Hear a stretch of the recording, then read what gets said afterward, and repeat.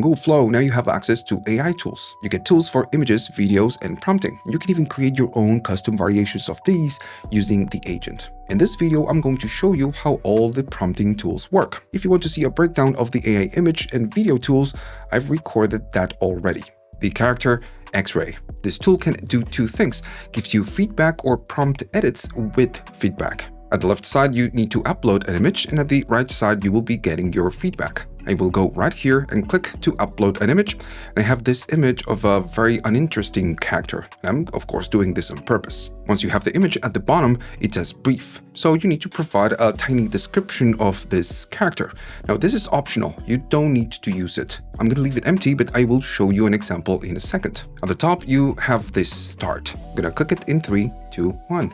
Now, once you click it, Flow will read the image and write a wardrobe and psychological profile about the subject. All right, so we get it. And this is the first thing that it does. You can copy the wardrobe and the psychology descriptions and then use them someplace else. Then at the right side, something interesting happens. It will provide a feedback about your character by using 4 categories, like wardrobe, style, color, and lore. But here is the interesting part. It will suggest edits. The whole point of this is to create a prompt to edit your image and create a stronger character. Now, you really need to read the suggestions. Here, you can click 1 suggestion or you can click 2. If you don't like the suggestions, you can go at the top and click on redo. And once it's done, it will give you different suggestions. You can, if you want, go right here and add your own suggestions.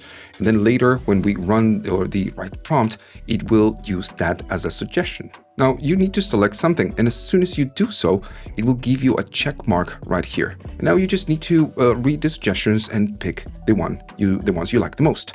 I'm gonna go here, then here, maybe I'm gonna select 2, and then I'm gonna go right here. Now we have a suggestion on all the different categories. At the top, you need to click on the right prompt. Now, once you click it, it will go to work and it will craft a prompt suggesting the edits. Now, you can add or change the different parts right here, but if you don't want to add anything, that's fine. Click on generate, and it will create a new image with all those edits. Once you get it back, it will give you a new image, and notice it's the same subject. Now, at the left side, you can see the previous one. If I go back, as we have it right here, but on this one, we have the AI generated version. Also, once you get the image back, it will analyze that image and give you a brief description of that image. So this is just one thing. I'm going to add the same image, but I will provide a description. I'm going to start over, and on the brief, I will add a description. Now, this is not a description of this image. It's what I want to do. It says the young Viking has gray hair and an eye patch. He's wearing a red tunic and his weapon is an axe. This description got nothing to do with the actual image. Nonetheless, the agent behind the scenes is taking the image, but now notice it's taking the description into account. The wardrobe and psychology matches the description more than the image. Then at the right side, the feedback section, it's all about changing the initial image to match the description. So it's like saying, bro, you need to do this to make it look like a Viking. And right here, you just need to read the suggestions, select the ones that you like. Just gonna go randomly and select all this. And then once you are ready with your selections, you just need to do the same thing than before. Write prompt, it will take the suggestions, go right here, provide an edit type of prompt. And if everything is good, you just need to click on generate, and maybe after a minute or something like that, it will give you the new image with all the different edits. Once we get it back, we can confirm that it's just getting the image.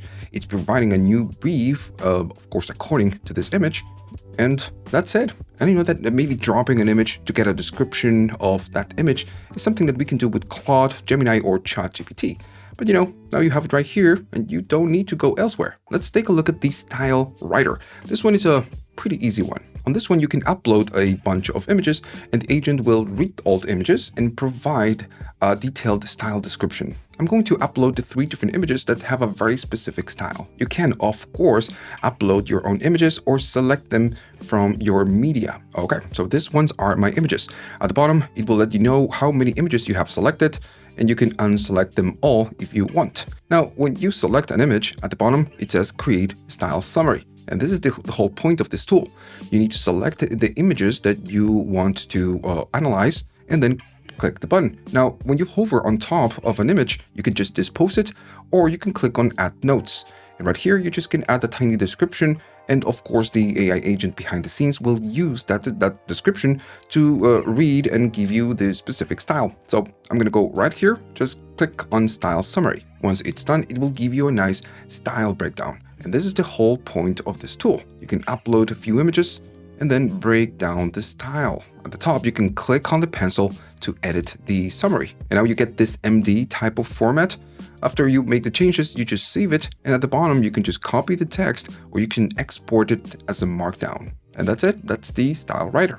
The Storyboard Studio. This tool is wild. It creates the script and the storyboard for you. When you enter the tool, first you need to define the style. If you click right here, you have different styles that you can select from, or you can create your own custom style. I'm going to keep realistic, but if you don't select anything, you can change it later. I'm going to click on Get Started, and it will go to this screen. And notice at the top, you can change the style just like before. So here you have 3 different stages. Once you create your script and the script is ready, you can move on to the assets. The assets will read what you have on the script and create the characters, locations, and props. And once you have everything right here, I mean all the images, it will take those images as references and it will create a storyboard for you. So yeah, great. We begin on the script. And this looks like a Google Doc, and it is pretty much. Here you can freely write manually, your scripts, but this is not the main reason that you have it. Well, if you have a script ready, you just copy paste right here and the agent will analyze the script and then create all the other assets. But you don't need to have a script. You can go right here at the bottom to the prompt and provide an idea. This is my story and it's a very simple one. A man walking in the desert, he's lost, tired and thirsty. He was about to abandon all hope when suddenly he sees a helicopter. It was sent to find him and now he's safe. It's a pretty dumb story, but I'm going to click it and show you how this works. Once it's done, it's going to give you this script right here. And notice that you have the entire description of everything that happens on that story. Of course, it was a very small story, very short, so we are getting a short script.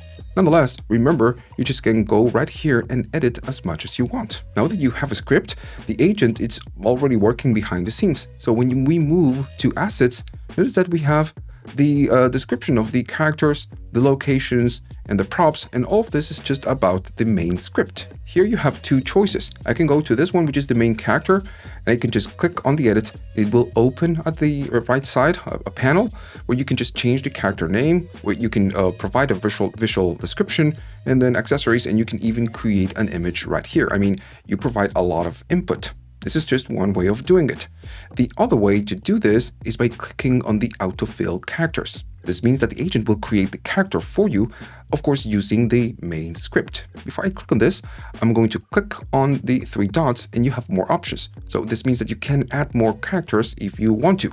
Now, of course, be careful. If you add something, it needs to be aligned with the main script. I'm going to click on the autofill characters, and depending on your story, you might have a lot of images right here. So it will take a while. I'm going to click on this one and it will go and create the character for me.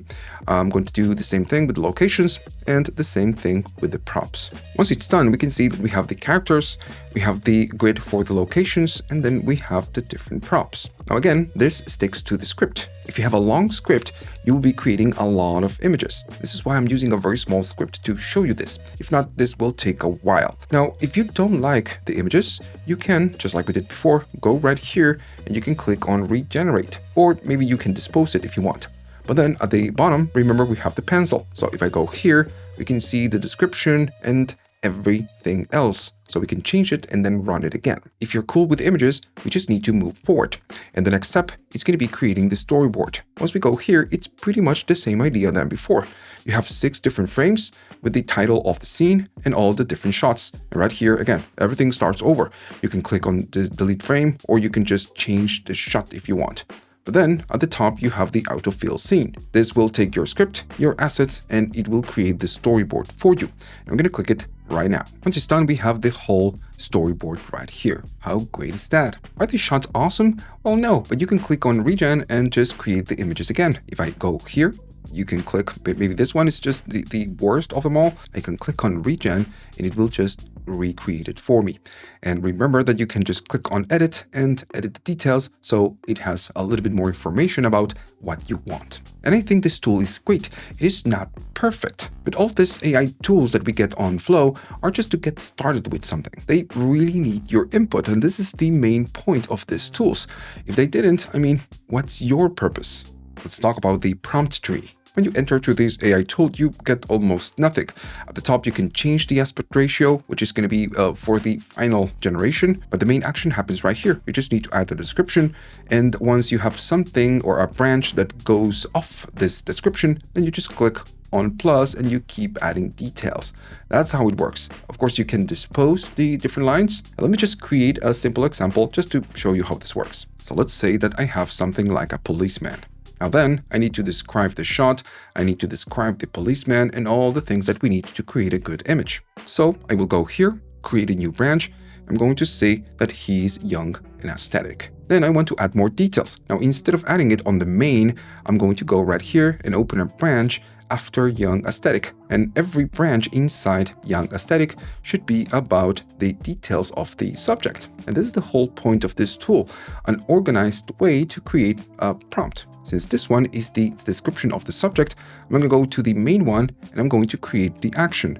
Like, for example, he is sitting on a restaurant. This is part of the action and the setting, and I will go right here and add one more detail, like coffee in his left hand and holding a phone on his right hand. And now I'm going to add information about the lining. Since this is not a subject description and it's not a setting, let's say, or an action description, I will go to the main branch, create a new one, and then add information about the lining. And now we have, again, a very easy to read type of prompt. And that's it. Once you have your tree, you just need to go at the bottom and click on generate image. And there we go, we get the image. Now, what happens if I wanted to edit the image? Well, how this works is that if you add a new key and value, it will take the image as a reference, of course, and it will add it to the same image. For example, I want to add details about the subject, so it makes sense that I go to young aesthetic and I create a new line, and then I'm going to say he is wearing a policeman hat. So this again will take the prompt and edit this image. Once you make a change to the tree, it will say generate image. I'm going to click again, and we will be getting it back in a second. Once we get it back, notice it's not creating a new image. It's iterating over the first generated image. Now, this tool is just not for creating subjects. It's for whatever is that you want, like a landscape, for example. I have this example, which is a little bit more complex than the other one.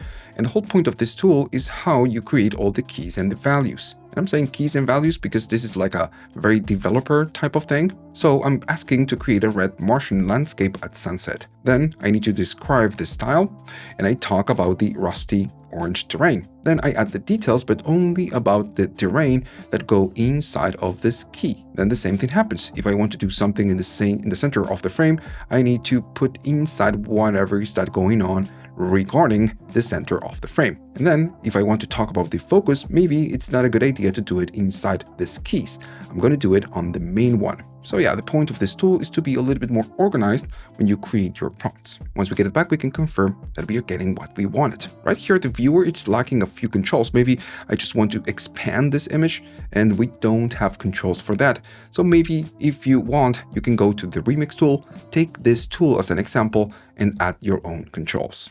The story sketch. This one lets you create shots or storyboards. It's very simple, but clever. First, at the top, you need to define the visual style. This could be a very simple instruction or a very long type of prompt. I'm going to say something like Wes Anderson style and then golden hour. And then it's just business as usual. I'm going to go right here, click on add shot, and I just need to describe the shot. I'm going to say man drinking coffee.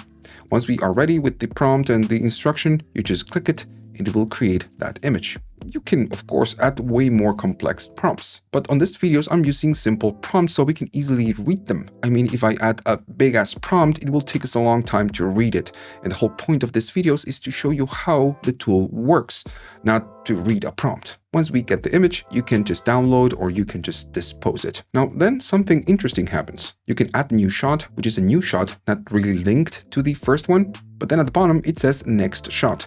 If I click on this one, this is what happens. It's going to take a copy of the first image and put it next to this shot. So the whole point right now is to describe what happens next. So we prompt for something and it will take this one as a reference and create the next shot. Pretty clever. I'm going to say something like man spills coffee on his shirt and then run it. Once we get it back, we can see it's pretty consistent with the previous one. And that's it. This is the tool. I just can keep clicking on next shot and adding something new like he stands up, for example. And when we get it back, we can confirm that it's just pretty consistent with the previous shots. If you wanted to, you can click on the image and just reorder the different scenes as you see fit. And if you want to create a new shot, well, when we add new shot, when you add a prompt on this one, this image got nothing to do with the images at the top, but it will use the same style. And I think this tool is great. But the problem is that we cannot see the images in detail, which is something simple that maybe we can add by remixing the tool. But also I cannot add references images, which means that I can only prompt right here what's going on and then use the style at the top. I cannot upload or import an image that it's on our images, which in my opinion makes this tool an occasional tool. But that's just my opinion. Now you know how it works, and if you want, you can use it. Alright, so that's it. If you liked all of this, leave a like, subscribe, and leave a comment. Don't be a stranger.